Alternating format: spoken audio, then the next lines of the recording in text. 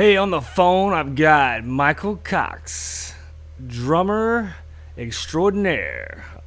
That's right, from the band Coal Chamber. As you all well may know, if you're a Coal Chamber fan especially, those guys have gotten back together and are actually in the studio fucking recording a new album. Can you believe it? This is a very awesome thing, and it's an honor to have you, Michael, on the show. So, what's up, Michael? Man, how are you, bro? Hey, where the fuck you at? I'm in Memphis, Tennessee, man. I fucking love that place. Oh yeah, you were just here with Wayne Static not too long ago. Yeah, man. The We're the Riot thing. That's right. Turned out amazing, man. No one ever heard. Like we took it over across the United States. We actually like to say we did a world tour of Texas because we were there for like fucking 3 weeks straight. Because Texas is a big motherfucker. Oh yeah. And just the reaction from people with a new band that sounds nothing like Coal Chamber. They've never heard one fucking song. All that stuff. Dude, we sold out of everything. And dude, the reaction was amazing. And it was just a fun time, man. It made me feel like I was 17 again, which I'm not. Well, none of us are, man. My band actually opened that show for you guys this tragic day, and I took Jimmy, your singer, down to the Civil Rights Museum that day. Oh yeah. Oh, that was the day I showed up, very, very hungover, and I hadn't slept. I remember showing up to that hot ass motherfucker. It was hot as fuck that day. It's always hot down here. I mean, I live in LA. LA's hot as shit constantly. Yeah, but you don't have the humidity that we have. When you hadn't slept for a day. Oh yeah. That was hot as shit. So tell me what's going on, man. Coal Chamber, y'all about to put out a new album, right? Like 2015 or something man. like that. Yeah, it's just good times right now. We signed the record deal with Napalm. Right. And we got 15 songs right now. I'm actually finishing getting all my receipts together for my taxes right now, and then I'm going to Meeks' house to track 4 new songs. We got probably 15 songs right now. We're going for 25. Because, once you do a record, they get weeded out and turn into B-sides and all that good stuff. But, yeah, the vibe with the Coal Chamber camp, I don't think it's ever been this positive. Yeah, I mean, a lot of us probably thought we'd never see you guys again back together making a new album, Yeah, we've always kept in contact. But the animosity and, how the band broke up. Yeah. The band broke up. There was many things involved, from drugs to drinking to hatred. Everything that you can think of that you would see on a VH1 Behind the Music thing. We had it all for years together. Yeah, well, I mean, a lot of people don't understand it's like a marriage, and it really is. You're married to this. Yeah, I mean, I started Coal Chamber straight edge, and the Coal Chamber pretty much a speed freak. So when I didn't drink once until I was 22 years old, and I got in the band at 19. Wow. I was completely straight edge, never drank. And, I come from the crazy alcoholic father and all that kind of stuff. Yeah. So then all of a sudden you get money and no rules, and we ended up jumping off. I wouldn't say drugs were the number one reason the band broke up, because there was just pure dislike towards each other. We did not like each other. The drugs enhanced it, obviously, and we started missing stuff, and just the culmination of everything negative is what Coal Chamber became. And now that we're all older, we all got families. I just had a kid. It's just way different now, man. The drug thing is definitely out of the picture, minus weed, of course. Well, that's legal drug. now. And I don't know if Des could function without being high as fuck all day. Right. That's one of those things. But hard drugs and staying up for days and all that kind of stuff. It's just I'm about to be 37 at the end of the month, and I'm not that young buck I was. Mentally I am, but as far as physically, I just can't do it anymore. So I you say 37? That's I'm still young. 37, bro. I started Coal Chamber when I was Dude, I'm 39, And I played a metal band. I front the band, and it still blows a lot of guys away sometimes that are in their 20s. They're going, "You're how old?" And I'm like, "I'm 39, man. I'm rocking out with you guys." But you can't do it like you used to, because you can't keep it up with the drugs and the alcohol and all that all together. Especially getting older, it just wears you out, wears you down, and you start getting where you can't think as far as you can't be creative like you used to be. And well, with me having a kid now, like I just don't have time for it. Yeah, well, of course. I'm doing 2 bands. I'm building a studio for Snoop Dogg every day.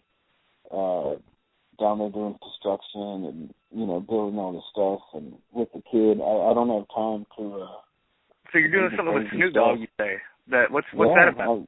We're building. Me and a team of dudes are building a 30,000 square foot recording studio for Snoop Dogg. Wow. And my hobby on my time off is construction. I love building stuff. That's my thing. I'm a Midwest. I was born outside Detroit. I'm a Midwest dude, so I like to build stuff. So the We Are the Riot, you still going to be going forward with that project too, as long as? Of course. Yeah. I mean, the Coal Chamber thing. We're halfway through pre-production. We're done with pre-production mid-September. Then we do full-blown pre-production, which is through Pro Tools and all that stuff. And then I fly to Orlando, Florida on October 5th to track my drums. Me and Meeks will be there doing all the music for November 5th. And then Des will be starting vocals after that. And then it should be done and mixed by the end of the year. Sounds sweet, man. Well, be sure to get as far as release goes, the label's involved and they got to promote it, and we got to do a tour to promote. There's a lot of politics involved with that. But as far as the actual recording, we'll be done before the year's end, which is something I thought I would never say in my life, and I guarantee the rest of the dudes and female in the band will never ever think that we'd be at this point. So it's nothing but love and amazingness between the band members right now. It's insane. It's weird that we would have this positive vibe, because how we ended was not good. Right. So it's a good thing, man. People grow up, and you have to. Well, I hope you guys come back through Memphis, man. I know it's been a while. Y'all were with Typo Negative. I think you came back through last time. It's been some years ago. I actually had to sneak in the show because it was sold out. So I probably owe you some money somewhere down the road. I'll put you on the list next time, so we'll call it even. I don't know. Okay, that sounds good. All right, I hope to see you soon, man, coming through here and rocking out Memphis again. So hopefully we'll be out on the road in January, but we're focusing just on the record solely. We're in the office for tons of shows and tours, and we just got to get this record done and make sure that it's a record that we did as if we never broke up. It can't be, we were off for 12 fucking years of our lives. Let's do this record and try to remember how we felt back then if we actually did a 4th record. We're just doing it now, and, with technology, with Pro Tools, and every record sounds so much better than it did 10 years ago, and it's just a good vibe, man. And to leave it on that note, it's just a good vibe, and we'll definitely be back in Memphis. I know I will, personally. So hell yeah, man. I can't wait. Yeah. All right, man. Well, I appreciate you, man, and I hope you have a good one, and can't wait to hear what the new record's going to sound like, and good luck with all that. All right, man. We're going to bring it sexy. Cool. The response for people wanting the record is way above and beyond. Oh, dude, I can't imagine. I would love to have it, though, when you're done with it or whatever. You want to...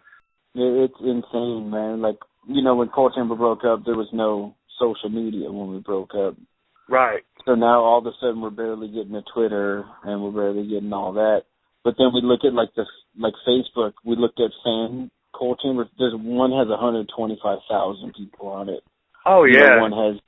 And so now... Unfortunately for them, we're telling our label, hey, let's go get all those fan pages and make them ours, which, you can do, because we're legally the band. And that's right. We should have did a Coal Chamber official back 10 years ago. We would have over 1 million people on it easy.